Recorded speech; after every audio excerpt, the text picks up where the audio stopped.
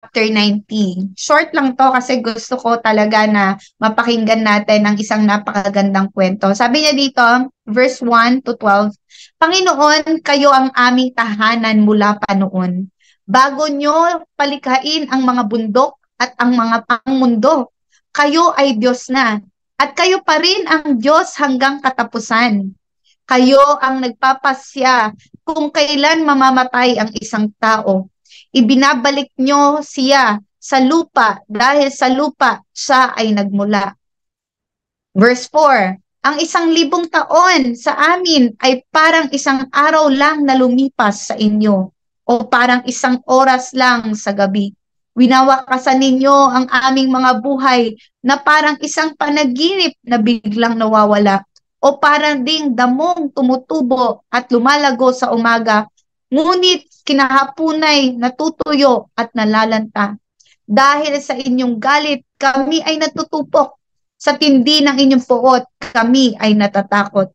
Nakikita nyo ang aming mga kasalanan, kahit na ang mga kasalanang lihim naming gawa ay alam ninyo. Totoong sa galit niyo kami ay mamamatay. Matatapos ang aming buhay sa isang buntong hininga lang. Ang buhay namin ay hanggang 70 years. Kung malakas naman ay aabot ng 80 years. Ngunit kahit ang aming pinakamagandang mga taon ay puno ng paghihirap at kaguluhan, talagang hindi magtatagal ang buhay namin at kami ay mawawala. Walang lubos na nakakaunawa ng inyong matinding galit. Matindi ang kayong magalit, kaya nararapat kayong katakutan. Ipaunawa ninyo sa amin na ang buhay namin ay maiksi lang upang matuto kaming mamuhay na may karunungan. Mga kaabangers, sabi niya dito sa verse 12, teach us to number our days, O God, that we may get a heart of wisdom. At pinapaalalahanan tayo dito na ang buhay natin, mga kapatid, ay napakahalaga. Unang-una, we need to know our value. We need to know our value. Doon sa value natin, yung purpose na nakapaloob sa buhay na inilagay ng Panginoon at yung halaga, no, ay talagang ating panghawakan sa ating mga buhay. Pangalawa, do not waste the life that God has given us. Huwag nating sasayangin yung buhay na meron tayo. Life is short. Sabi nga kanina ni Patricia Delfino, life is short, napakaikli lang. Kaya huwag nating sayangin ang ating buhay. At pangatlo, make use of it. Make use of it. Ano ibig sabihin ng make use of it?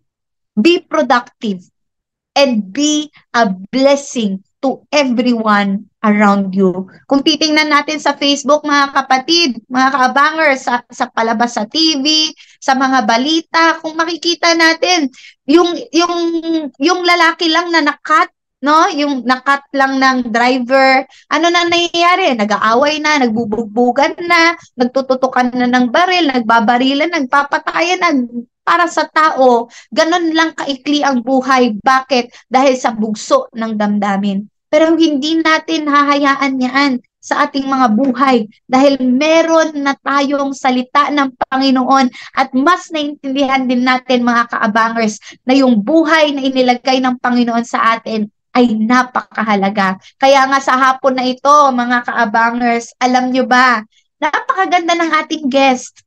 At hindi lang siya napakaganda, batang-bata, no? Very fresh sa ating Panginoon, pinagpala ng Diyos. Pero alam nyo, dumaan siya sa isang buhay na akala ng ibang tao ay patungong kawalan.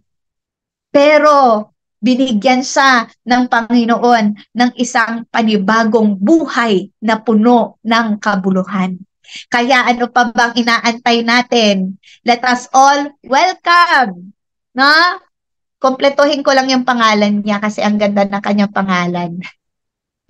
Okay, let's all welcome ang ating kapatid, Sister Wenny Lane or Lane Constancio. Good afternoon, Sister Lane. Hi, Pastora Pat. Good afternoon. Yes, good afternoon.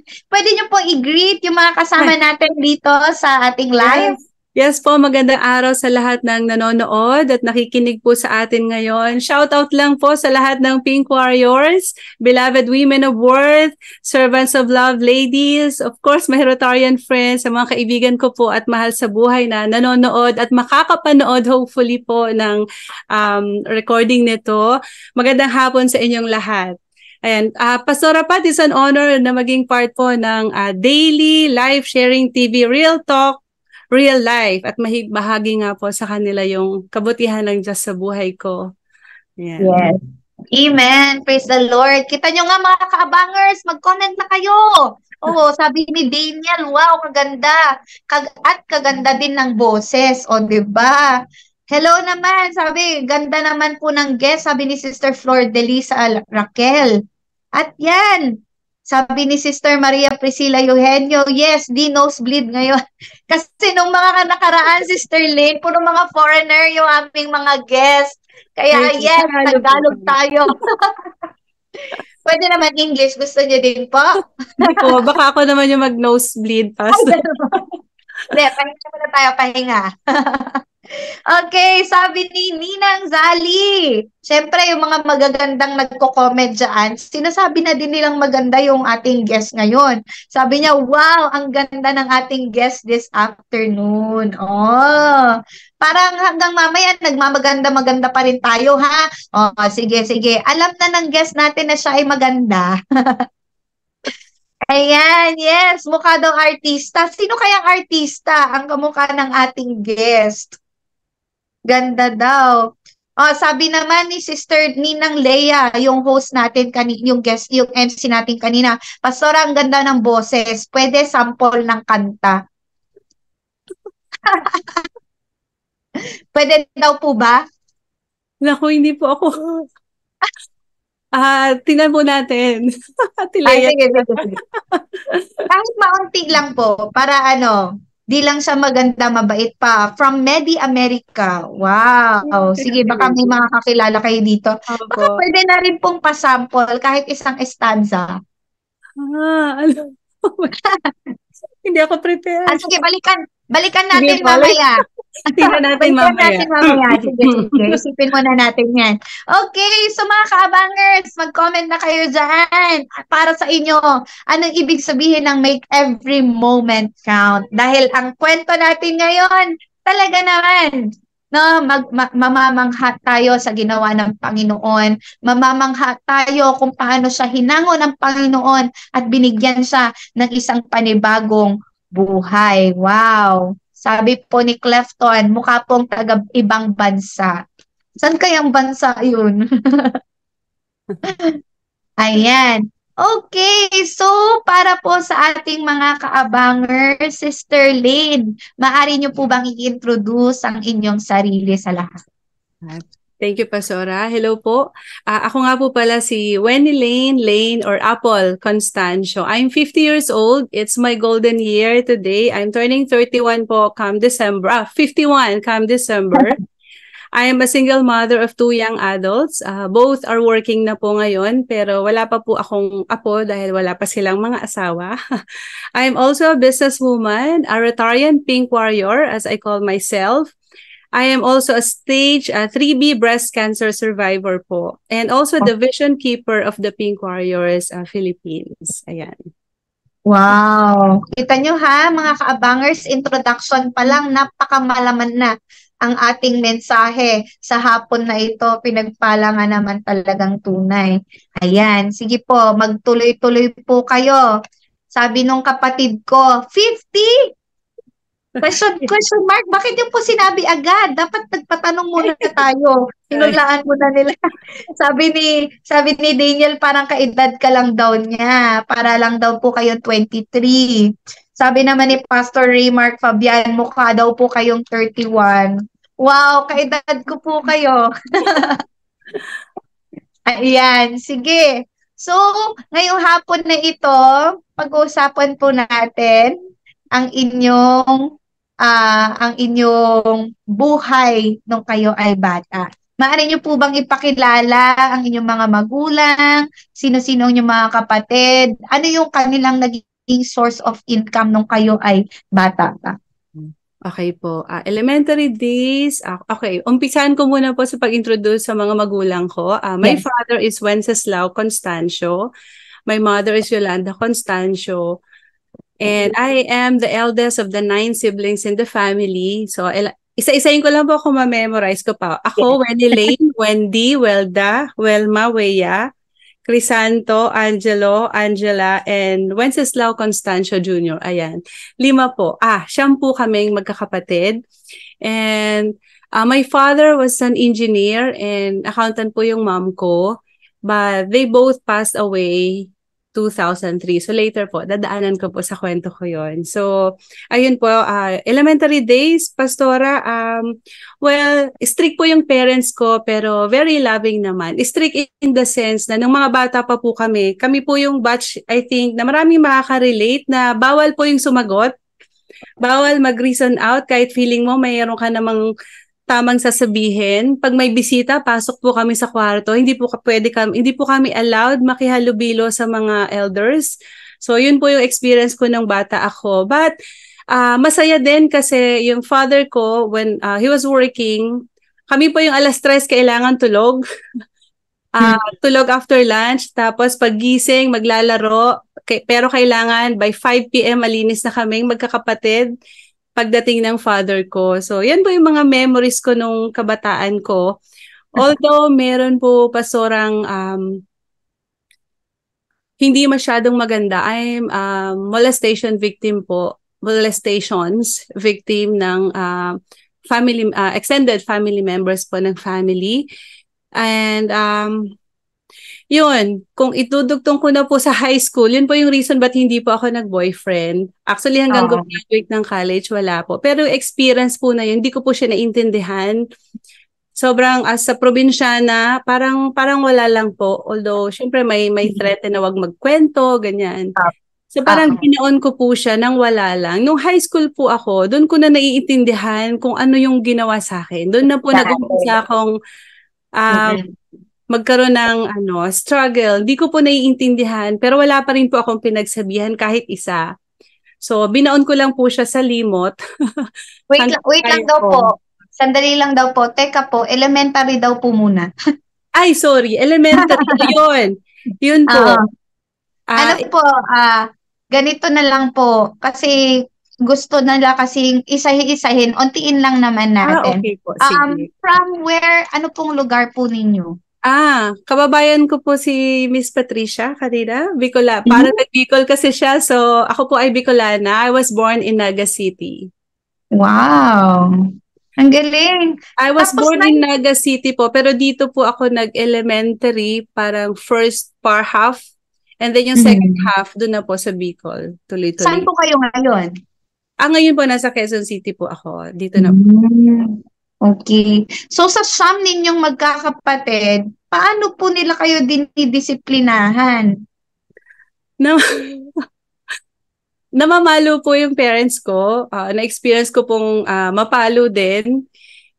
Dahil yung mga away, siyempre imagine niyo po marami kami magkakapatid. Tapos sunod-sunod po kami sunod-sunod. Yung 3 batch, parang ako 50, 49, 48. Mag-stop ng 1 year or 2, then sunod-sunod na naman, tapos stop, sunod-sunod. So, yung gulo po sa bahay, sobrang siguro, na-imagine ko yung parents ko, ako 2 lang po yung anak ko, pero pag nag-away ng mga bata pa, naririndi po ako eh. So, yun, namamalo po sila.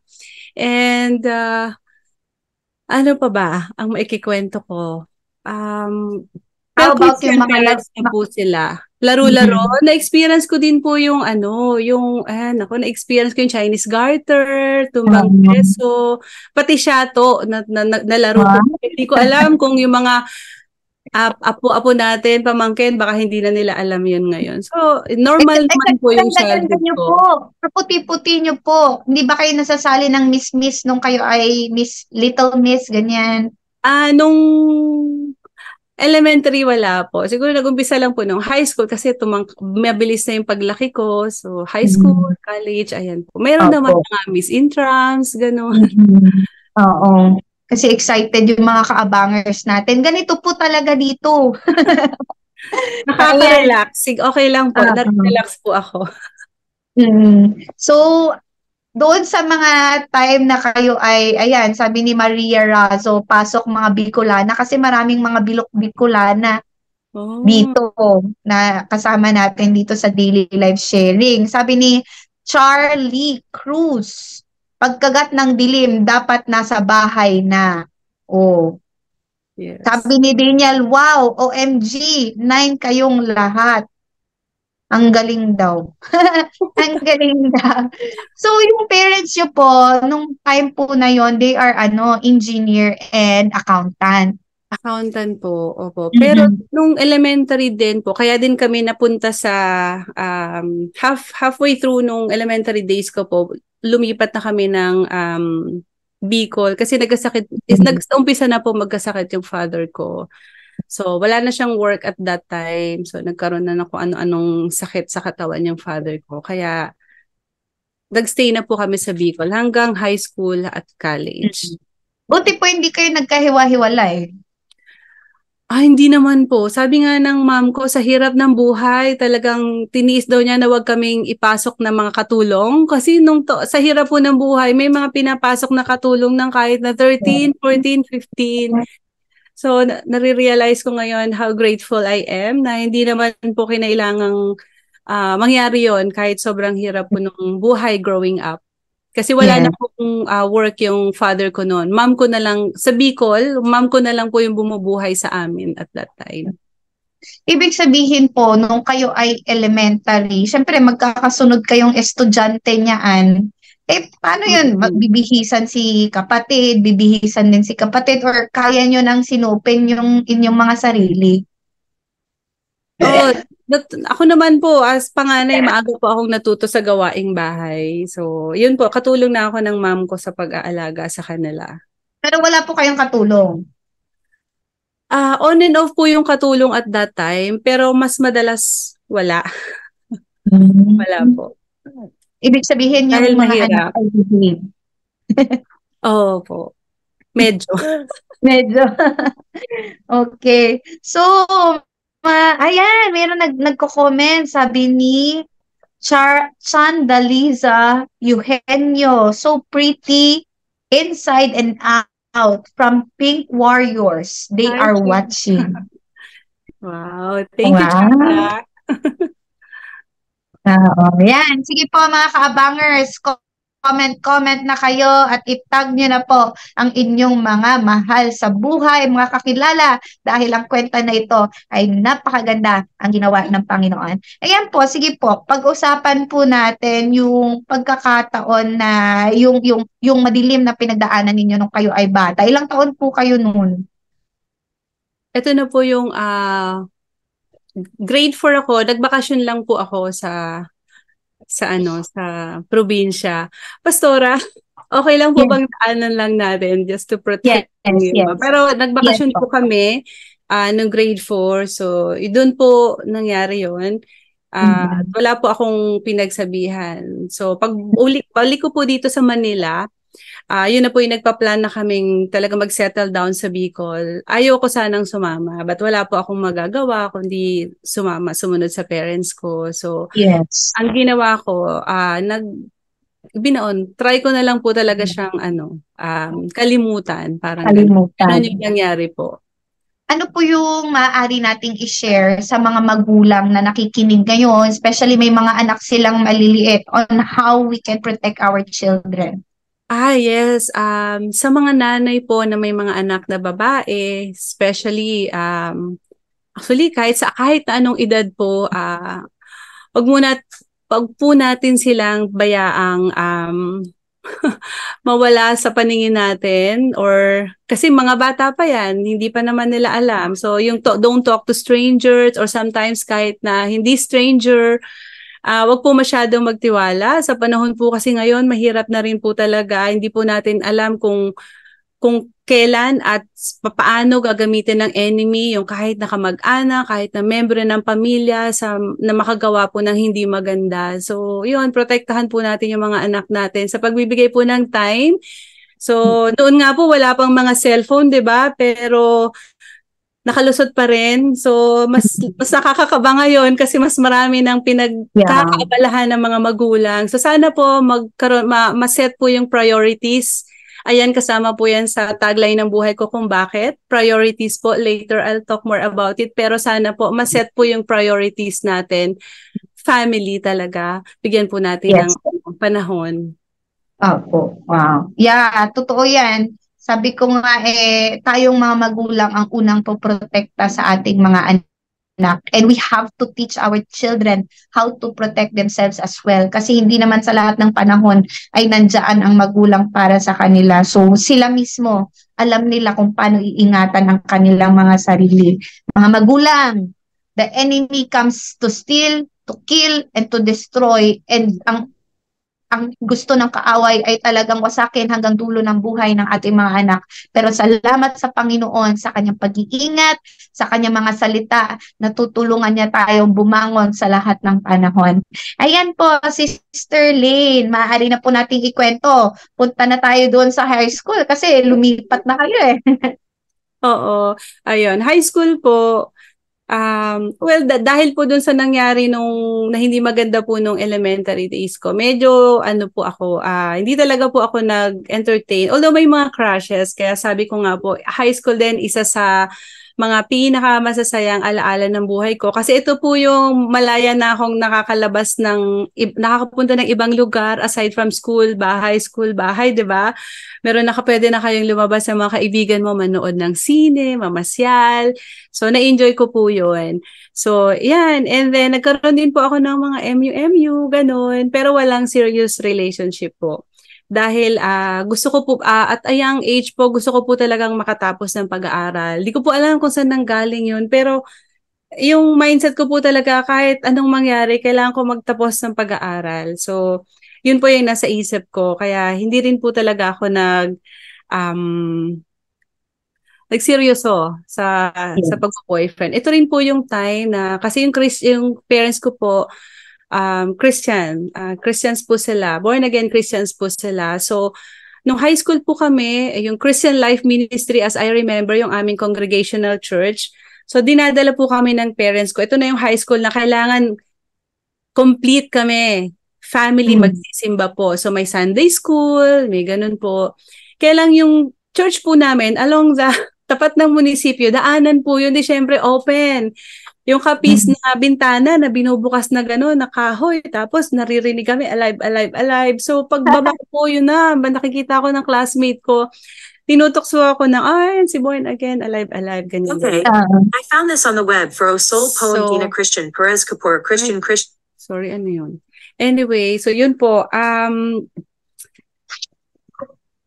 pero kahit na gano'n, nagtuloy-tuloy po ako. Sinunod ko po yung parents ko. So, very powerful nga po talaga yung word ni God, no? Kasi kahit na ayaw ko po ayaw ko po magsimba, ayaw ko marinig kung anong pinag-uusapan nila, talagang alam ko na napaplan po yung word of God, yung seed of kindness, yung love sa heart ko. Tapos naka-attend po ako, I remember, ng youth camp.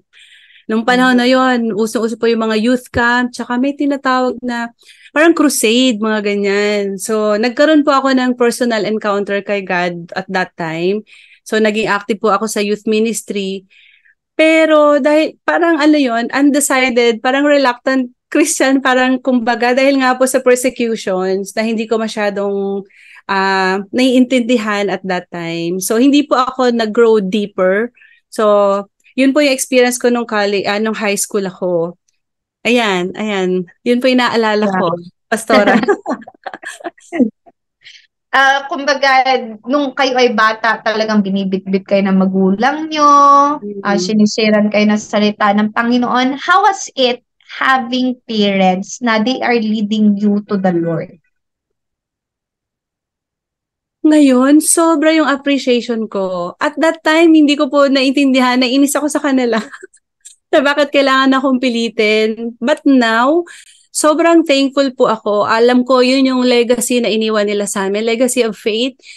na sobrang tinitreasure ko po na ganun na rin yung ginagawa ko sa mga anak ko. Alam ko may resistance, pero alam ko din na kung ano yung nangyari sa akin, kung paano nag-grow kahit paunti-unti kasi stubborn heart po ako eh. Sobrang madali akong masway at that time sa mga makabundong bagay. But then again, because of the powerful word na na-plant nga po sa heart ko, nung nagkaroon po ng mga problema, talagang alam mo yung parang alam ko kung anong gagawin ko, alam ko kung saan ako lalapit, alam ko kung sino yung makakatulong sa akin. Yes. Yun po. Yes.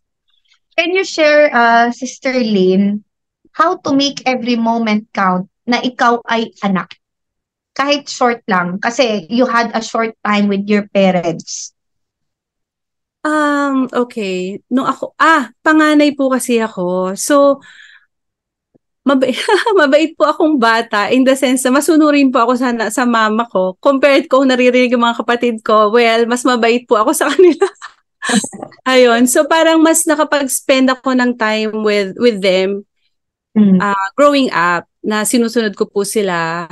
So, parang in a way, napaprioritize ko po sila na ipapakita yung pagmamahal. Pero, looking back, kulang pa din. Alam niyo po yung kulang pa din. Meron pa rin po akong, I could have done this. I could have done more. I could have loved them more. I could have spent time with them more.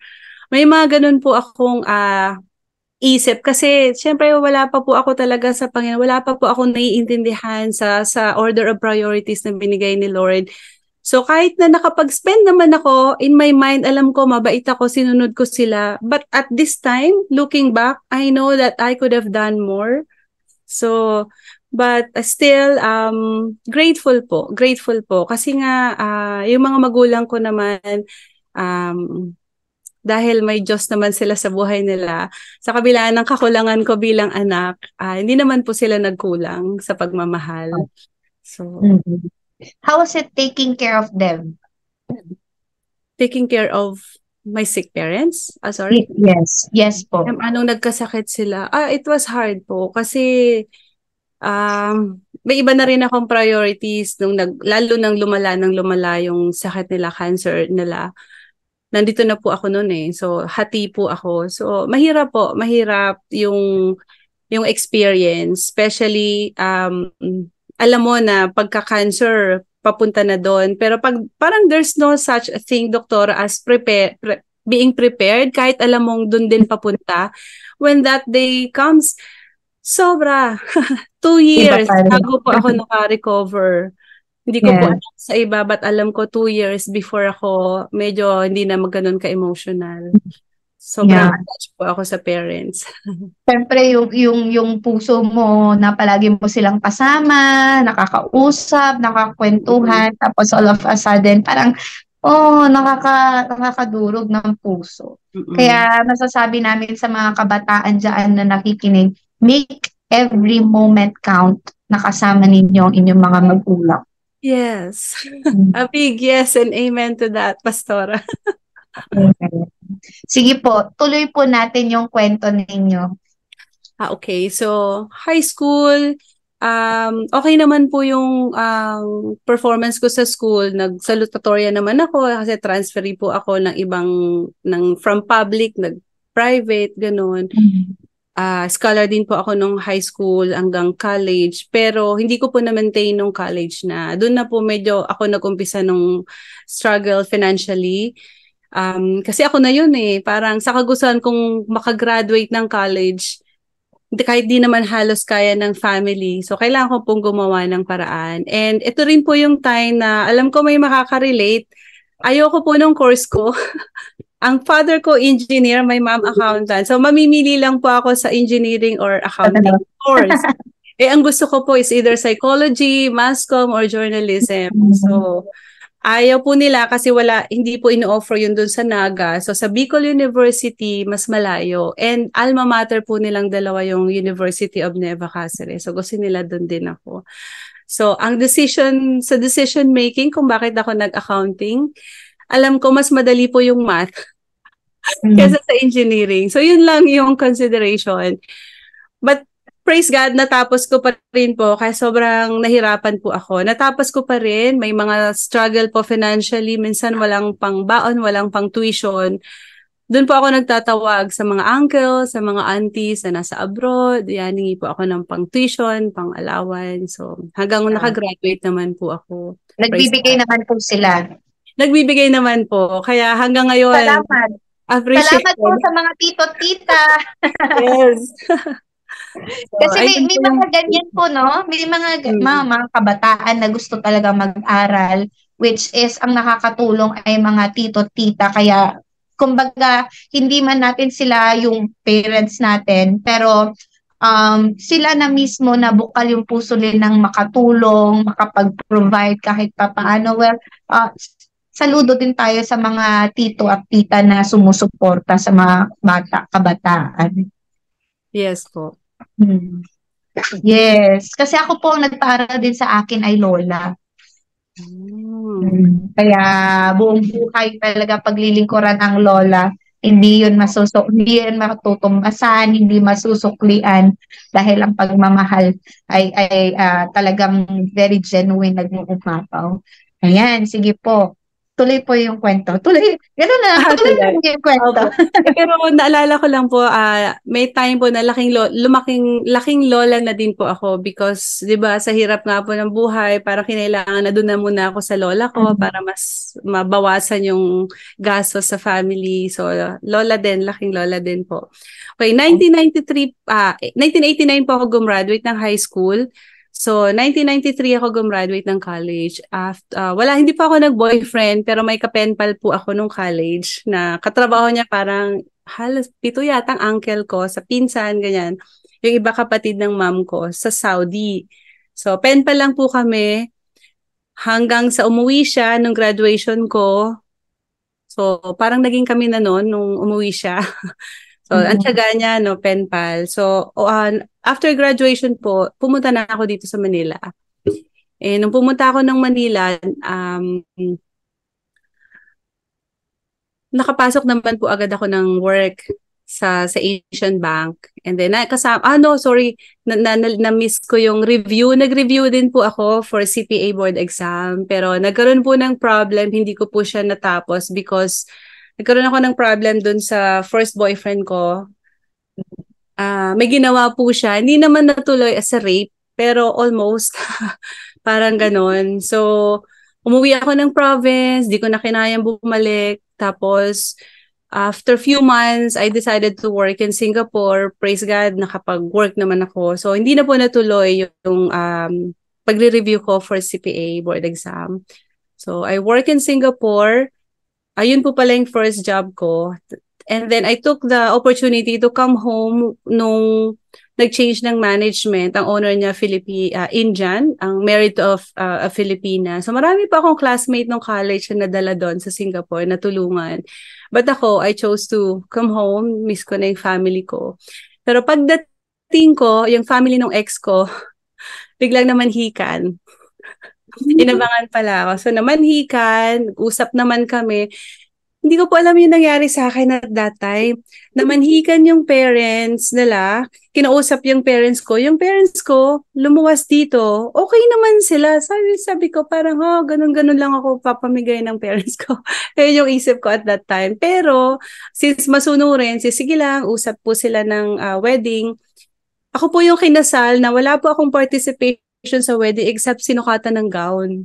So yung venue, yung preparations, lahat, wala po akong alam. So the night before the wedding, I called my sister and my best friend na lalaki. Both of them sabi ko, Bes or Princess, ayoko na magpakasal, hindi naman ako buntis, punta na lang ako ng Baguio, pautang, pahingi ng pera, samahan niyo ako, ganyan. Stay na lang ako sa Baguio. Pareho po sila ang sagot sa akin, nakakahiya sa mga bisita. So, I got married dahil nakakahiya sa mga bisita. But that was 1993. So, after nabuntis din naman po ako after 3 months. And then, nagkaroon na po, doon na nag-umpisa yung problem. Nag-umpisa ng problema yung buhay ko, nagkaroon ng problema nung nag-asawa po ako. Kasi yung mga tinago ko po, kaya po kinailangan i-share ko yung elementary days ko na nangyari. It's because it affected my married life na hindi ko alam kung bakit. So, hindi po, yung intimacy namin, sobrang ang hirap, nag-argue kami palagi. Hindi ko rin alam kung bakit because binoon ko po siya ng sobrang pagkalalim-lalim na hindi talaga siya nag-resurface. Hindi ko siya na-connect na kaya ako ganun dahil meron pala akong past experience. So, nagka-problem po kami sa marriage namin hanggang naghiwalay po kami. I have two kids. So, naghiwalay po kami after that. So, nung naghiwalay kami, yun din, ituloy-tuloy ko na po, Pastora. Yun din po yung time na may sakit na din po, na diagnose na rin ng cancer yung mom ko. So, nahiwalay po ako, na-diagnose ng cancer yung parents ko. And in the middle of the school year, dahil pinagtigisahan po namin yung anak namin, sa akin yung bunso, sa ex ko yung panganay, bigla na lang niya kinuha nang hindi ko namamalayan. So, yun po yung panahon na that's I think the lowest point of my life because nawala yung mga anak ko sa akin pareho. Hindi ko alam kung nasan sila tinago. Namatay both parents ko same year, Feb and December. In between yung grandmother ko. So isang buong taon, patay sila lahat. Wala akong mga anak sa kasama ko. So after nung mailibing, pag-uwi ko po dito, parang doon ko na na-discover kung bakit may mga nakakaisip ng hindi maganda sa buhay nila. Kasi sumisikip yung mundo. Yun po yung naisip ko. But again, ngayon ko na-realize na because I know at the back of my mind, subconscious or deep in my heart, I know I can pray. I prayed to God. I knelt down po. And then, taas kamay. Sabi ko, Lord, hindi ko na kaya. Kung hindi mo pa ako gustong mamatay, tulungan mo na ako kasi kung hindi, kunin mo na lang yung buhay ko. So after that, marami pa pong nangyaring gulo sa family ko, sa amin ng ex ko. But doon po nag-umpisa yung sinasabi ko na pag nakakaramdam po ako ng sama ng loob sa mga nangyayari sa buhay ko, parang literal po na may itak sa dibdib ko na steady lang siya dyan. Palakot. Steady lang siya dyan. So, siguro yung unforgiveness, yung anger, yung bitterness, yung hatred, lahat na ng negative emotions, nandun sa itak na yon, palakol na nakabaon sa dibdib ko. And yun na nga po, nahiwalay ako, mga bata pa yung mga anak ko, and then, nagkasakit, na-diagnose na po ako ng cancer. So, ayun. So, yun po yung kwento ng buhay ko before I was diagnosed with stage 3B breast cancer 2012. So, 2012 po ako na-diagnose. Wait lang po ha. So, yung grandmother nyo, merong cancer? Ovarian cancer, cervical cancer. My father nagkaroon siya ng problema sa liver. And then complications na din. So and then sa mother, cervical cancer po. Cervical cancer. Tapos sa inyo, breast cancer. Breast cancer. Grabe, parang kumbaga sa isang pamilya, no? Ang tindi, ang bigat nung weight nung inyong pinagdaanan. So nung na-diagnose po ako, wala po akong mga magulang na. So, that day na na-diagnose po ako, naghanap po ako ng simbahan. Hindi po ako regularly na nag-church. Yun po yung sinasabi ko sa inyo na kahit na may personal encounter ako kay God nung high school, nung teenage life ko, hindi po siya nagtuloy-tuloy. Hindi po ako nagsisimba. Pag pumupunta dito yung parents ko, bumalik sa dati na kaya lang ako magsisimba dahil sa parents ko. But it was when I was diagnosed with cancer that on my own, I started seeking the Lord. So I went to a mall, lalakad-lakad ako. May naririnig ako nagkakantahan. Pumasok ako. It was a church. And then after nung service, so iyak ako ng iyak, hindi ko pa napoproseso ng mabuti yung sinabi ng doctor. I approached the pastor. Sabi ko, Pastor, kakadiagnose ko lang po ng breast cancer. Pwede niyo po ba akong pag-pray? So the pastor prayed for me and the pastor connected me to a D group, a discipleship group na hindi ko pa po alam kung ano yon, but I was really searching for kung paano ko siya ipoproseso. So, yun, na-connect po ako sa church. So, naging regular po. Ito na po yung on my own free will. Ako na po ang nagde-decide wala na yung mom ko. Ako na po yung nagsisik talaga kay Lord. And I was so happy kasi it brought back a lot of mga words of wisdom from my mom. Example po, anak, kapag may ginagawa kang kasalanan at hindi ka nako-convict, kung mako-convict ka, maging masaya ka dahil nandyan pa sa'yo yung Holy Spirit. Pero pag wala na, alam mong may ginagawa kang kasalanan at hindi ka na nagigilty, ibig sabihin, nalalayo ka na, malayo ka na sa presensya ng Panginoon. And marami po siyang words of wisdom na bumalik sa isip ko. Yun na yung na-in-apply ko.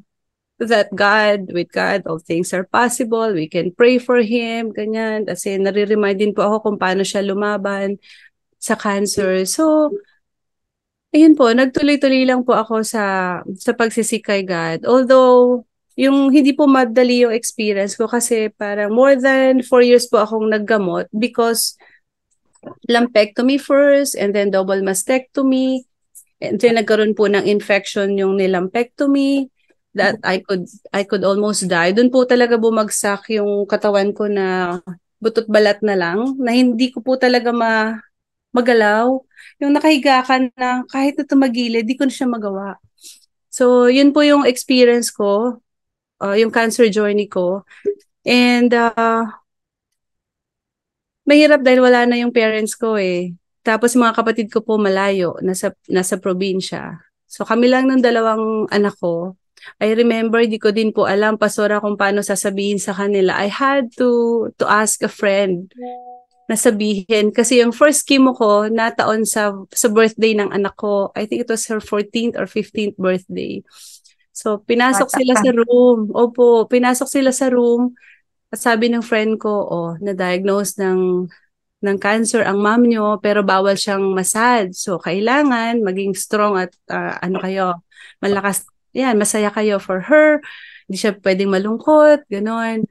So parang imagine ko yung hirap sa mga anak ko kasi paglabas nila, alam mo yung gusto nila umiyak pero nakangiti sila kasi sabi ng friend ko, wala akong ma-stress, wala akong masad.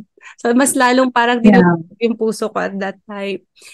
And so because of my kids also, kaya nung yung naikwento ko po na I almost give up na kasi hindi na ako makagalaw.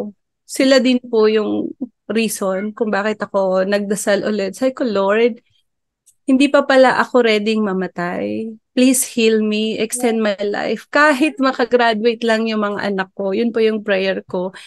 And pastora, alam niyo po, simula nung nag-pray ako nung hindi na ako magalaw, every day since from that year, like kung na-diagnose ako 2012, bumagsak ako 2013. Bumagsak yung katawan ko. From 2013 to 2023, I still do this until today. I pray, I thank the Lord kahit nagkikimo pa ako. Thank you, Lord, for the complete healing from the crown of my head to the soles of my feet. I am cancer-free. Gaganyan pa ako. And true enough, yung willpower, yung faith that I will be healed, it happened, pastora. Nung nakalbo ako, pagkaka-shower ko, bubuksan ko yung shower curtain, makikita ko sa mirror, kalbo ako. Iiyak na naman ako. Sabihin ko, Lord, kaya ko to. Kaya natin to. So, hindi ko po alam kung saan nanggaling. Wala naman nagsabi sa akin na, yan, ganun yung gawin mo, ganun yung sabihin mo. But I believe that because I've accepted Jesus as my Lord and personal Savior, I have the Holy Spirit of God in me. Si Holy Spirit na yung instruct sa akin that I can pray, that I can really trust the Lord, that I will be healed. So, yun po yung ginawa ko. And although matagal yung chemo ko, 20 plus chemotherapy po yung sa akin. Nagkaroon pa po kasi ako ng booster chemotherapy na may gadget po na nakakabit dito. I sleep with it, I eat with it, I took a shower with it. So, ganun po. Tapos nag-backflow pa siya. So, medyo mahirap din. But, praise God. Praise God. I'm alive. God extended my life. God heard my prayer and granted my request. Hindi, graduate na po yung mga anak ko. Dapat, okay na ako. Pero ngayon nag-work na sila and I'm still alive. So, extended pa po yung grace ni God na binigay sa akin as answers to my prayer. Amen. Amen. Higit pa sa inyong hiniling, ang ibinigay ng Panginoon, pinagpala talaga. Amen. And God restored my hair. Nakita ko yung picture na walang God extended my hair. Ayan, extended my life, yung hair na restore, yung kilay, lahat po. Lahat. Amen. Amen. Baka meron pa tayo, Kuya Gabi, na picture ni Sister Lynn. At pwede nating ipakita dyan. Yan. Grabe mga kaabangers, no? Makikita natin yung victory ng Panginoon over cancer. Hindi tayo bound ng sakit. Kaya nga every time na meron akong nakakausap na may sakit, sabi ko, sickness is not your portion. Cancer is not your portion. There was one time, short lang na sharing kasi nagki-cater din po kami ng mga cancer patients sa Cebu. And itong mga cancer patients na ito, mga batang maliliit. And I met someone, she's only 13 years old. Tapos pumunta kami sa kanila kasi sobrang hina niya na. Her name is Nicole. And dumating sa pagkakataon na sumusuko na talaga siya. And kumbaga, ang kaya lang namin gawin that time is to pray. There was one time na inirush namin siya sa hospital kasi hindi na siya makahinga. Liblib yung lugar nila doon. Pero ang nakita ko talaga doon, kung paano talaga yung pagmamahal ng Panginoon despite doon sa kadiliman na kanyang pinagdaraanan. Sabi nga sa salita ng Panginoon sa awit na, even though I walk through the valley of the shadow of death, I will fear no evil, for you are with me. Yan lang yung ipinanalangin ko sa kanya. Even up to this time, yung memories ko na yon kay Nicole at saka dun sa mga kasamahan niya doon sa shelter, talagang nakatanim sa puso ko na sabi ko, wow, ang bilis ng buhay. Pero salamat dahil merong Diyos na talaga naman na maikli man ang buhay, mahaba man ang buhay, ang Diyos ang nagbibigay ng value sa buhay ng tao. Kaya marami pong salamat sa inyong buhay, Sister Lynn. Ayan, meron pa po ba kayong ikikwento sa victories ninyo sa Panginoon? Opo, after nung gumaling po ako, hindi ko rin po alam kung paano pa rin mabuhay as a cancer survivor kasi 4 na taon, 5 taon ako nag-treat, wala akong work, lahat. But God provided. Kahit po nung nilakad ko po to, nagpray po kasi ako ng business, matagal na.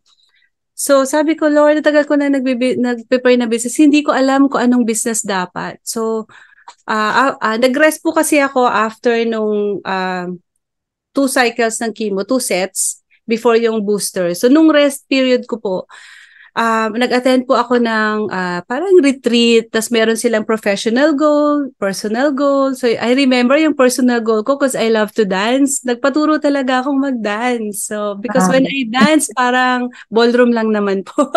When I dance, sabi ko para akong nawawala sa mundo, yung nata-transport into some place else, sobrang nare-relax ako.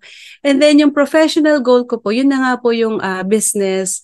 And then kinausap ako nung coach, parang ang na-impress ni Lord sa heart ko, convenience store. So namili po kami sa 3 sikat na convenience store then, 8 years ago. Sabi niya,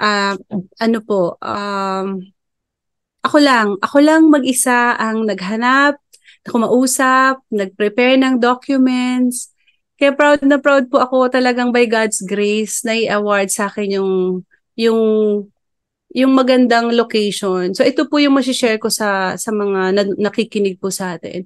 It's really a good, important na lahat po ng ginagawa natin isasangguni, ipipray po natin kay God because if it's God's will, He will sustain, He will provide for it, and most especially, it's the best for us. Paano ko po yan napatunayan? Naghahanap po ako ng location. Merong mga nag-open na walking distance lang sa bahay ko. Merong isang sakay lang. Parang mga ilan din merong bagong tayong mall sa loob. So sabi ko, Lord, kasi I really pray for it. Sabi ko, Lord, walang joy, ba't hindi ko nararamdaman na ito na yung gusto mo? Gusto ko, Lord, maramdaman ko na, ito na talaga yung location na gusto mo for me. So I think I visited potential location, mga 7 or 8. Yung last po, I was just driving around Quezon City area, Tomas Morato area. And then the agent called. Sabi niya, Ma'am, may nag-open po dito lang sa may Scout Tuwason. So sabi ko, I'm just around the area. Sabi ko, sige, puntahan ko na. Pastora, yung location po nasa kabilang side, I was parked on the other side, the opposite side. Di na ako bumaba. Talagang ini-present ni Lord sa heart ko na yun na. So sabi ko, Ma'am Grace, eto na, gusto ko na to. I-reserve mo na to for me. Ang sabi niya, Ma'am, i-reserve lang po natin. Pero marami po kasing nag-a-apply ng ganyan, mag-a-apply sa ganyan. So let's pray po na sa inyo ma-award. So umattend ako ng orientation, I submitted all the requirements, and by God's grace sa akin po na-award yun. So bakit po alam ko na yun yung will ni Lord for me? During the pandemic, nakasurvive po siya, ang dami pong nag-close. Before ako nag-decide na yun ng business na gawin, may mga friends po ako na nag-i-invite na mag-partner ako sa kanila, sa mga restaurant business nila. Had I gave into that offer and not really seek the best from the Lord, baka po wala na rin. Kasi ito na po yung bread and butter ko ngayon eh. So, hindi po siguro ako, baka isa na ako doon sa mga nawalan po ng business, diba, nahirapan during the pandemic. So, by God's grace, because pinag-pray ko talaga siya, bigay niya yon. Hindi niya ako pinabayaan during the pandemic. Kahit na ang hirap, nagsasara kami sa gabi, gigising sa umaga, lalagyan ng Manila paper lahat. Ang hirap po nung time ng pandemic. But by God's grace, nakasurvive po kami. So, yun. Sakit, negosyo, pamilya, problema, provision. Napaka-importante po talaga ng surrender and trust kay God. Kasi, kadalasan po tayo gagawa ng sarili natin agad. Minsan nga, pagka-pray po, pastora, diba? Pagka-pray mo pa lang, gumagawa ka na agad ng sarili mong, mamadali pa. Mamadali po. Kaya po napapalpak. So, magandang experience po sa akin yun. So, na ina-apply ko po hanggang ngayon. Although sometimes, diba, may mga nakapalpakan, but because we surrender everything the Lord, kahit na napapalpak tayo, God can still use it sometimes, to our advantage po, to our favor pa din. Yun yung kagandahan pagka we surrender everything to the Lord po. And tuloy ko na po, Doktora, na-excite ako. Yung make every moment count po. Di ba po, ang prayer ko kay Lord hanggang makagraduate lang yung mga anak ko.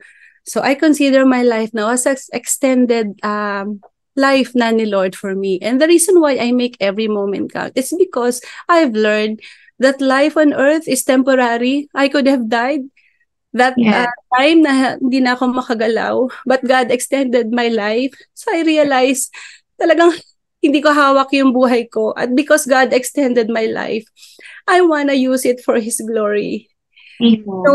Nung gumaling ako, hindi ko alam, Lord, anong ministry ko? Hindi ako magaling kumanta, hindi ako pastora, hindi ako teacher. But during the pandemic, nabuo po yung Pink Warriors Ministry. It's an online spiritual support group for the breast cancer patients and survivors. And we're 2 years na po kami, 100 plus na po yung members. it's not about the numbers kasi 20 lang po kami nag-umpisa at sabi nila, Ma'am, si Chanda, Ma'am Lane may gusto mag-join. Sabi ko, Chanda, wait lang. Let's pray for it because this is not a foundation. This is a spiritual support group. And because again, I surrendered it to the Lord, kahit hindi naman po ako talaga pa well-equipped, it was the Holy Spirit to help me. We all learned together during the pandemic, yung Zoom meetings, ganyan. So, ngayon po, we're all growing from glory to glory together for God's glory po. So, yun po yung naging ministry ko po, Pastora. And then, naging guest niyo po si Pastora Ella, ay gusto ko lang po talaga siyang pasalamatan palagi kasi isa po siya sa ginamit ni Lord, yung Women of Wonder group niya, para din talaga po makonect talaga ako, matrain din ako. And may isang birthday po kasi ako na nag-celebrate kami sa bahay. Sabi niya, prophetic gift as led by the Holy Spirit, magdala kayo ng gift. Ang binigay niya, public speaking book. Sabi ko, Pastor, Ella, anong gagawin ko dito? I'm not a speaker kasi po mahihain ako. But, pag gagamitin ka talaga ni Lord, again, when you surrender everything to the Lord, siya naman na mag-i-equip sa'yo. So, yung mga ganun pong experience ko before, may mga nag-prophesy din po na I will be speaking. Ito po yung after ilang years yun. I think after almost 8 years after, may nag-prophesy po sa akin si Pastora Sherry na you will be speaking on TV, manonood ka online. So parang nire-reject ng spirit. So parang imposible naman. And now it's happening after so many years only by the grace of God. So sa mga warriors po, sa mga kababaihan po na nanonood, whatever challenges, family, broken family ako, biktima na unfaithfulness, problema, nagkasakit, family, wala nang mga magulang, molested as a child, hindi nagkaroon ng magandang relationship. But God restored everything in my life. God changed me, transformed me, kaya yung pong life verse ko nung ako po ay nagkikimo, 1 Peter 5:10, gusto ko lang pong i-share. Pagkatapos ninyong magtiis sa loob ng maikling panahon, ang Diyos na siyang pinanggagalingan ng lahat ng pagpapala, ang siyang magbibigay sa inyo ng kaganapan, katatagan, at lakas ng loob, at isang pundasyong hindi matitinag. Pinanghawakan ko po ito, and God is faithful, true to His word and promises. I am here fully restored and serving God for His glory. So, yun, Pastora, ang kwento po ng buhay ko. Amen. Praise the Lord. Praise God. Grabe no, mga kaabangers. Sabi tuloy ni Pastora Ella, now you're speaking here din in Daily Life Sharing TV. Hi, Pastora Ella. Wow, talaga naman pinagpala. Ano masasabi niyo po kay Pastora Ella dahil she encouraged you? Ano ba, taos pusong pasasalamat na hindi siya, nag-yes siya sa utos ni Lord sa kanya na ma-mentor po ako. So, siya po talaga isa sa ginamit ni Lord na magkaroon ako ng strength and courage to do this, to obey the Lord. So, yun. Maraming salamat. Praise the Lord. Grabe, no? God qualifies the called and He enables the available. Ang kailangan lang talaga natin ay maging available. Nakita ba natin mga kaabangers yung pinagdaanan ng ating kapatid? Hindi naman ordinary yung pinagdaanan lang yun eh. No? Grabe, ang tindi talaga ng kanyang pinagdaanan. Pero praise be to God. Kasi merong Diyos, He is our Redeemer. At siya ang nagbibigay ng halaga sa ating mga buhay. Kaya nga, make every moment count. No, sabi ni Ninang Zali Montehermoso, tunay nga ng ating Diyos ay Diyos ng himala. Salamat sa Diyos sa pag-iingat niya sa buhay mo at sa kanyang mga himala sa iyo. Amen, sabi naman Sister Esme. Lahat talaga ay dapat isang guni sa ating Panginoon, lalo na ang ating mga plano. Sabi naman, ayan, sige. Sige, comment lang kayo mga kapatid. Amen sis, Diyos ng himala. Talaga naman, no? Grabe, kumbaga, isipin natin, yung buhay natin, isang iglap lang na ganyan, pwede nang mawala eh.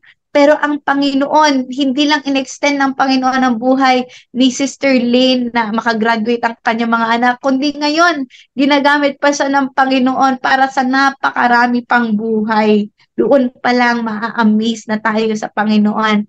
Siya ang Diyos ng himala, siya ang Diyos ng kaparaanan, siya ang Diyos ng kapayapaan, siya ang Diyos ng kaayusan, siya ang Diyos ng kagalakan. He is worthy to be praised and worship. Ayan, sabi ni Pastora Ella.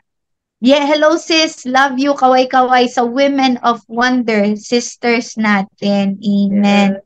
Praise the Lord, praise be to God. Salamat talaga sa ating Panginoon. Sabi naman ni Ninang Rosemary, ang Lord naman ang mag-equip sa mga tinawag niya. Yes, yes, praise God. Salamat daw po sa inyong testimonya. Sabi ni Sister, ni Pastora Ella, lapit na ang completion anniversary ng WWO.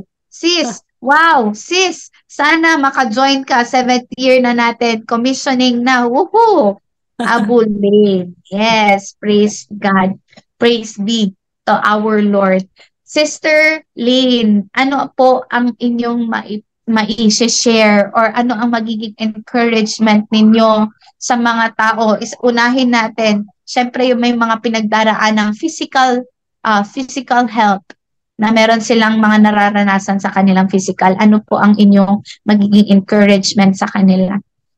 Okay, sa mga may pinagdadaanan po ngayon, may mga karamdaman, alalahanin po natin, we have a Jehovah Rapha. God is our great healer. So magtiwala po tayo na sa Kanya walang imposible. Patuloy po nating isurrender yung buhay natin sa Kanya.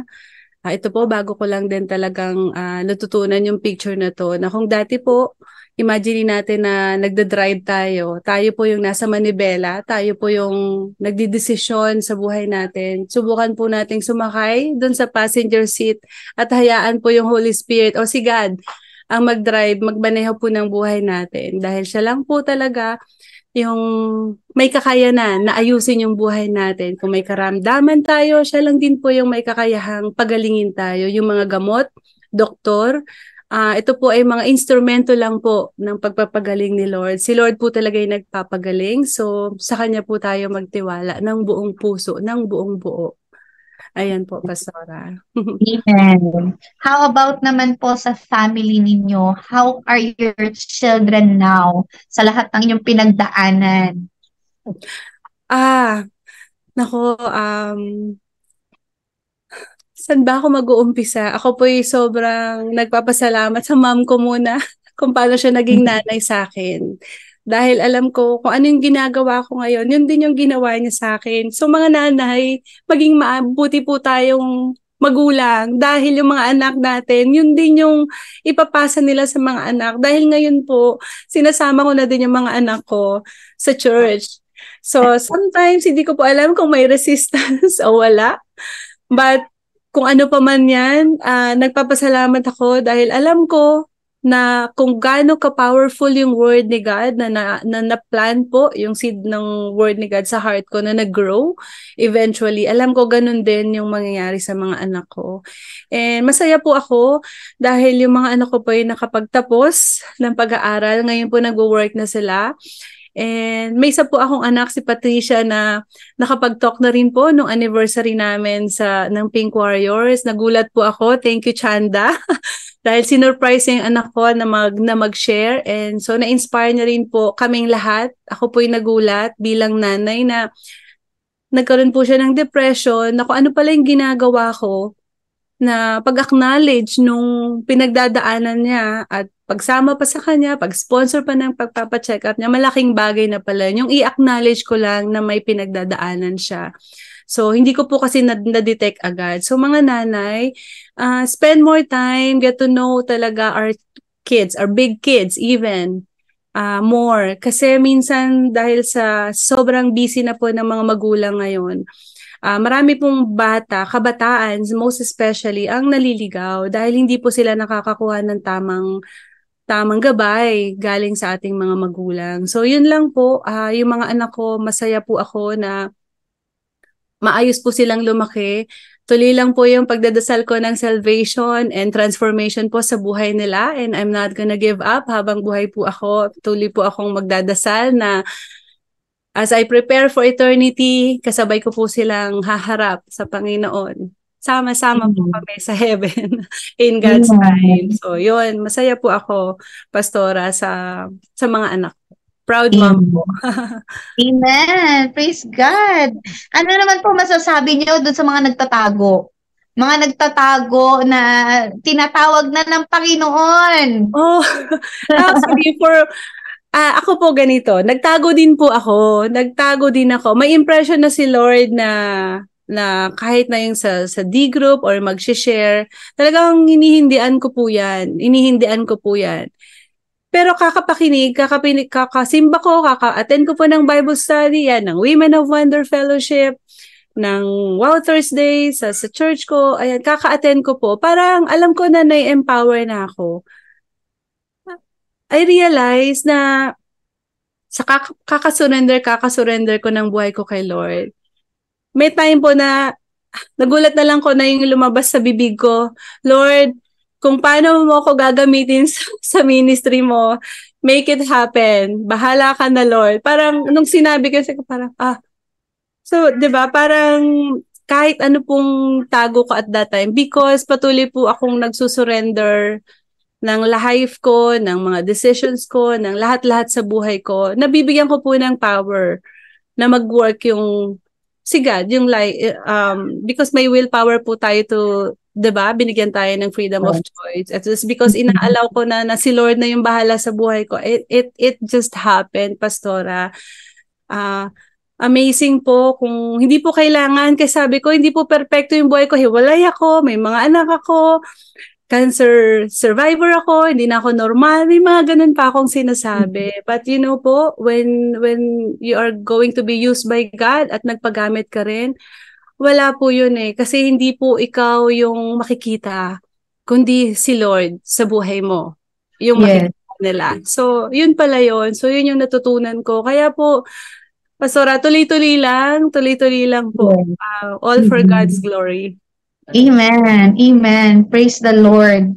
Kaya nga mga kaabangers, yung sinabi ko nga sa inyo kanina, una, how to make every moment count. Unang-una, kailangan natin maintindihan yung value ng buhay natin, yung purpose natin. Kasi kumbaga sa cellphone, kung hindi natin naiintindihan yung cellphone, di natin alam yung manual, di natin siya pag-aaralan, ang mangyayari kapag walang purpose ang isang bagay, pwede siyang ma-abuse. No? Anong klaseng abuse yan? Hindi natin siya magagamit ng tama. Hindi rin siya mamamaximize ng tama. So, kailangan talaga yung buhay natin, ibalik natin doon sa manlilikha. Walang iba kundi ang ating Panginoong Jesus. Ang ating kapatid, si Sister Lane, pinagpala talaga Bakit? Kasi may mga magulang sa na inihanda, inilatag, pinangaralan, itinuro ang salita ng Panginoon, binibitbit siya ng kanyang mga magulang papunta sa simbahan, na kung minsan di niya naiintindihan, minsan nagre-resist. Meron man tayong moments na ganyan, pero hindi niya alam na ang Panginoon pala, na kahit doon sa pag-attend niya, paminsan-minsan nagre-resist, pero meron palang itinatanim ang Panginoong Diyos sa kanyang puso. Kaya nga mga magulang, wag nating titigilan ng ating mga anak, kasi habang sila ay nakakapakinig ng salita ng Panginoon, ang trabaho natin, bitbitin lang sila Ang trabaho ng Panginoon, baguhin sila. Kaya hayaan natin ang Panginoon na magtrabaho sa kanilang mga buhay. So makikita natin yung value Alam niyo ba, meron kaming kasama, yung anak niya ay nakulong because of illegal things. Ngayon sabi ko sa kanya, alam mo ba ate, mahal mo ang anak mo eh. Totoo 'yan. Pero mas mahal 'yan ng Panginoon. Kaya hayaan mo ang Panginoon ang magturo sa kanya. Nakalabas ng kulungan. Anong nangyari? Natuto. No? Sometimes kailangan talagang dumaan sa mga proseso na ganyan. Pero doon sa parte ng pagdaan sa proseso na yan, palagi nating tatandaan, the Lord will never leave us, the Lord will never forsake us. At palagi nating ipapanalangin, Lord, anak ko yon, iniluwal ko yon, pero ikaw ang malilikha ng aking anak. Doon pa lang kapatid, panalo ka na kasi lahat ng hindi natin hawak sa ating mga kamay, ang Diyos ang kikilos sa kanilang mga buhay. That's why we have to know our value. Maintindihan natin yung purpose, yung halaga ng ating mga buhay. And do not waste it. Nakita nyo ha? Do not waste it. Anong ginagawa ng mga tao may mga pinagdaraanan? Tingnan nyo nga si Sister Lynn sa hapon na ito. May bakas pa ba ng problema yan? Kaganda-ganda! May bakas pa ba ng cancer? Makakangiti ba yan? Kapatid, yung mga bakas na yan, nilinis na ng Panginoon. Nilinis niya na ng kanyang banal na dugo. At masasabi mo, kapatid, the Lord is already victorious in the life of our sister this afternoon. Kaya ikaw, kaabanger, ano ang pinagdadaanan mo? Magkakaiba man tayo ng kwento, magkakaiba man tayo ng buhay, pero meron tayong nag-iisang Diyos at siya ang Diyos na may hawak sa lahat ng bagay at sa lahat ng aspeto ng ating mga buhay. At yung pangatlo, make use of it. Kita nyo ha, yung sinabi ni Sister Lynn kanina, make every moment count. Hindi lang count ng count. Hindi, enjoyin ko na itong buhay ko na ito. There's only one life to live. Diba? Pero yung iba, ang ginagawa nila, sinasayang nila yung buhay nila, winawaldas nila yung buhay nila. Pero ito yung buhay ni Sister Lane. She made every moment count by making use of it.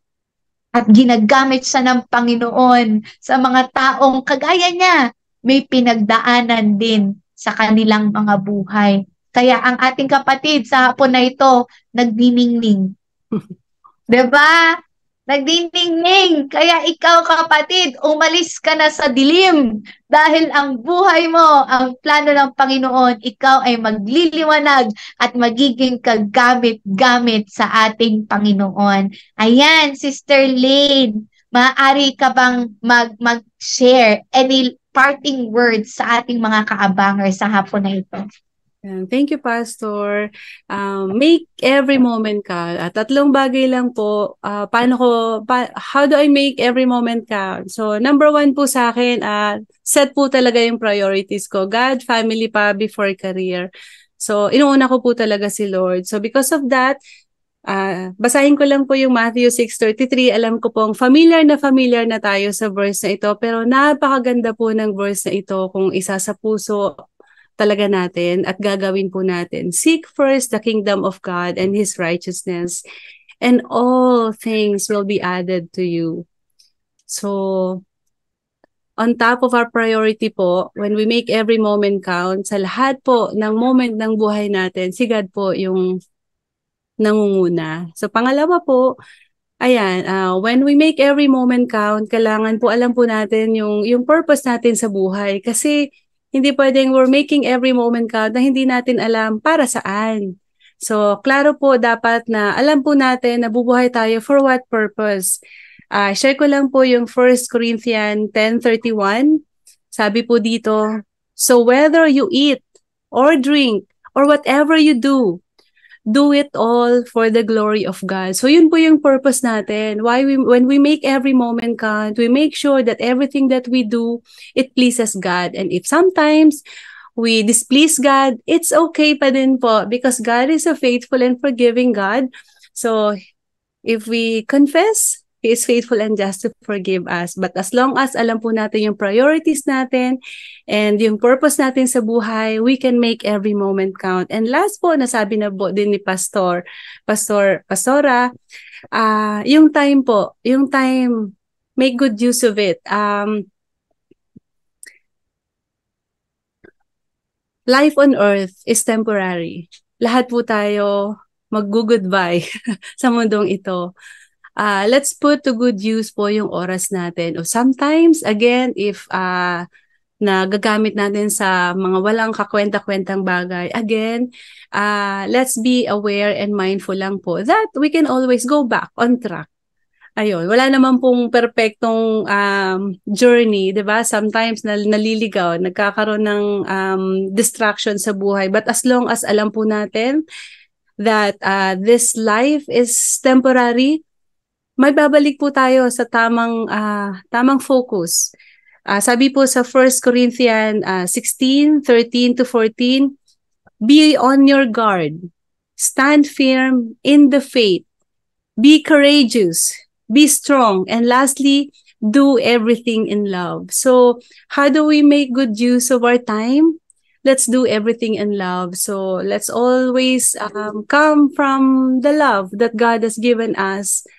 Dun sa mga ginagawa po natin, gawin po natin ang may pagmamahal. This is a good reminder for every one of us. So, make every moment count. Set your priorities, know your purpose, and do it all for God's glory and with love. So, yun po. And maraming salamat, Pastora, sa opportunity na maibahagi po yung kabutihan ng Panginoon sa buhay ko.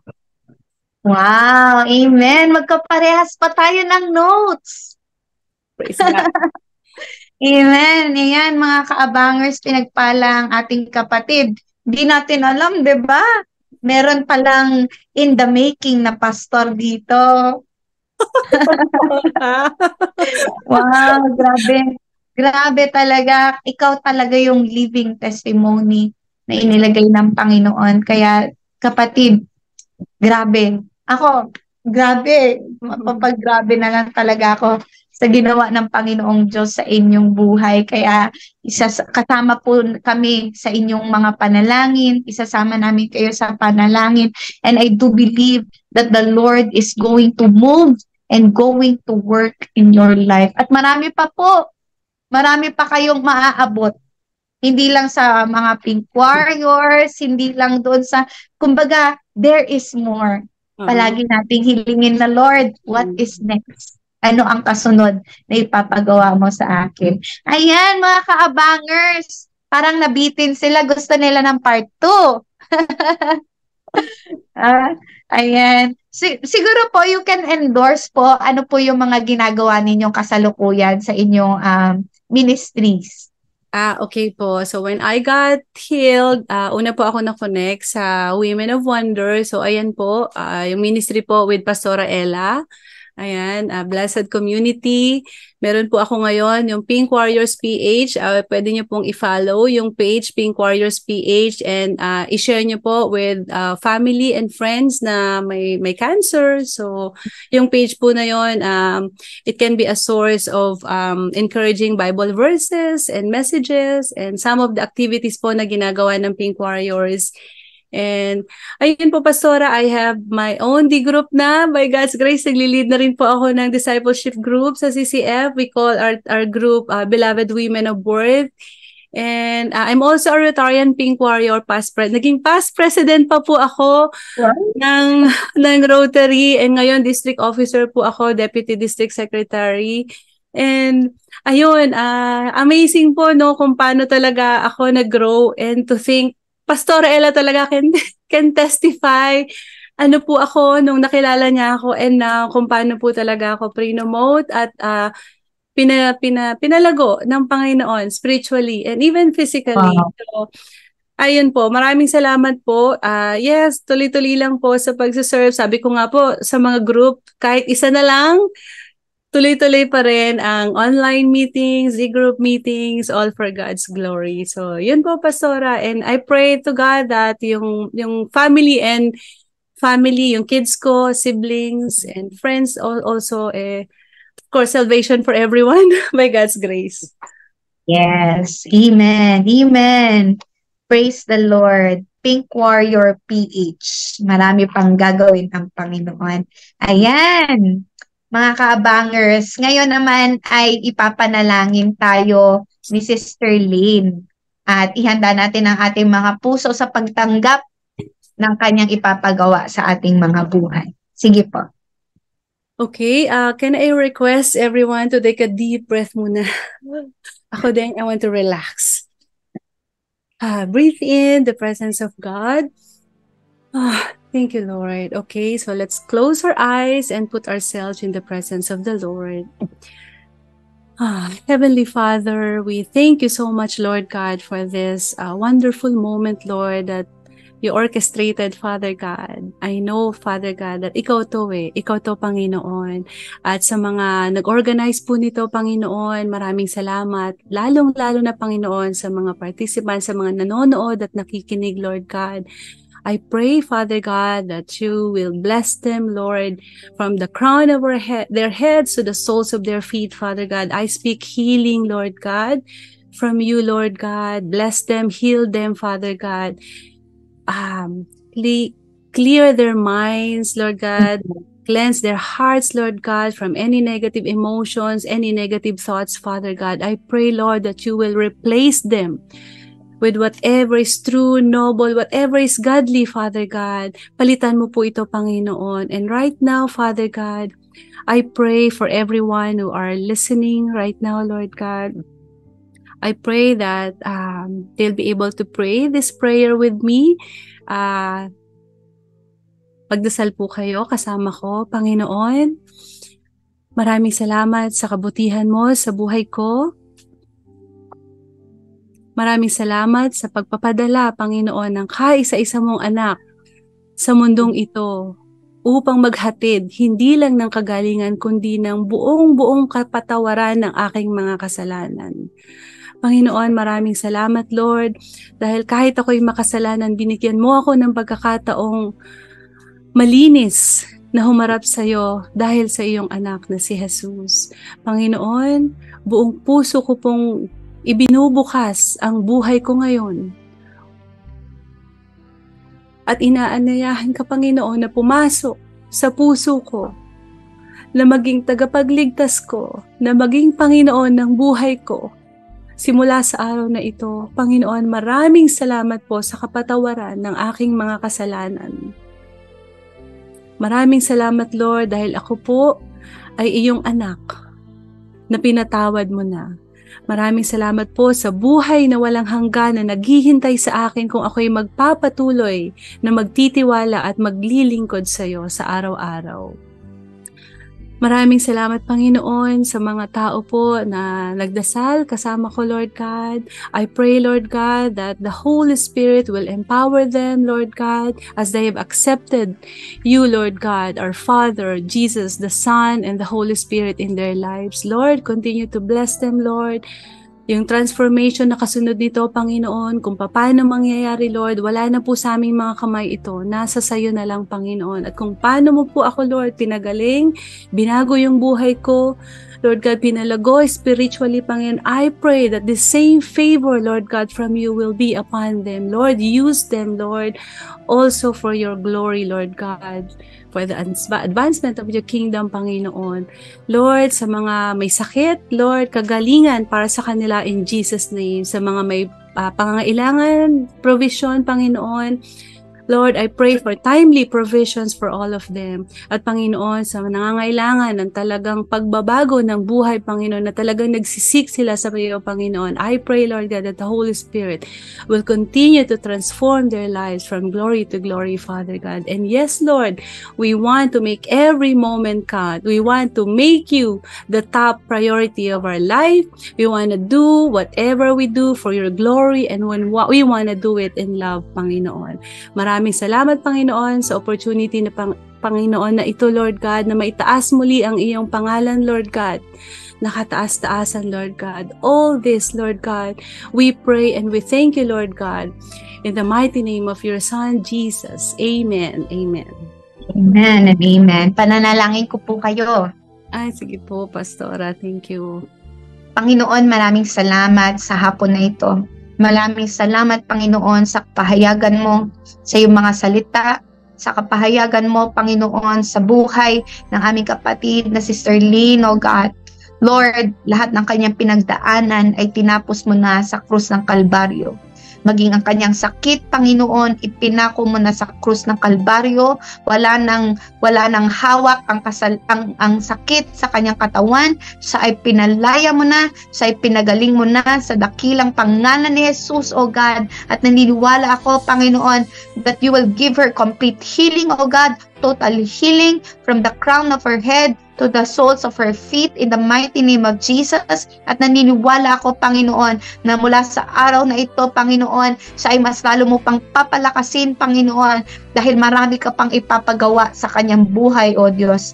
Maraming salamat, Panginoon, sa mga ministeryo na kanyang hinahawakan, mga ministeryo na kanyang sinasalihan, O God, at tunay nga, Panginoon, na ang mga ito ay nagniningning para sa iyong kadakilaan. Dalangin ko, Panginoon, sa Pink Warriors, sa lahat ng mga cancer patients, O God, na kagaya ng aming kapatid, Panginoon, maaalala nila, Panginoon, na merong Diyos na silang tagapagligtas, O God. Maraming salamat, O God, at sa lahat, Panginoon, sa kanyang buong sambahayan, sa kanyang mga anak, Panginoon, Lord, we are praying for a personal encounter with you. At ang kanilang encounter, Panginoon, it will drive them to serve you, O God, because we are your ambassadors in your kingdom in the mighty name of Jesus Christ. Maraming salamat for provision, O God. Ilalayo mo sila sa kapahamakan, ilalayo mo sila, Panginoon, sa gawa ng kaaway, at sila, Panginoon, ay higit mo pang gagamitin, higit sa kanilang inaasahan. Maraming salamat. We are blessing them sa dakilang pangalan ni Jesus. Amen and amen. Amen. Marami pong salamat. Thank you, Pastora. Yan. Last shout out. May time pa tayo. Shout out sa mga nandyan pa, Pink Warriors, everyone. Sis Ella, Pastora Ella, maraming salamat for joining us. Ayan, at sa lahat-lahat po na nagstay hanggang ngayon, maraming salamat po sa inyong lahat. And God bless you all. Amen. At ako, I have last words. Last words. Okay. So people fear death. Nobody wants to talk about it. But a lot of people live a life as if they are dead. And the greatest tragedy in life is not death.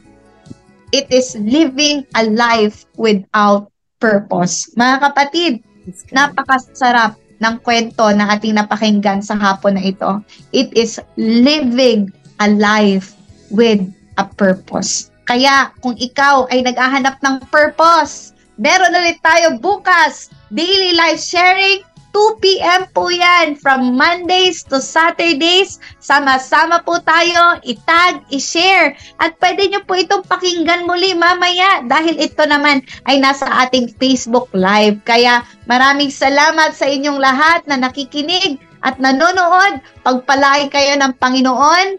In behalf of Pastor Dong, Pastor May, and Daily Life Sharing, we love you all. God bless and see you tomorrow. God bless everyone. Thank you. Thank you, Pastora.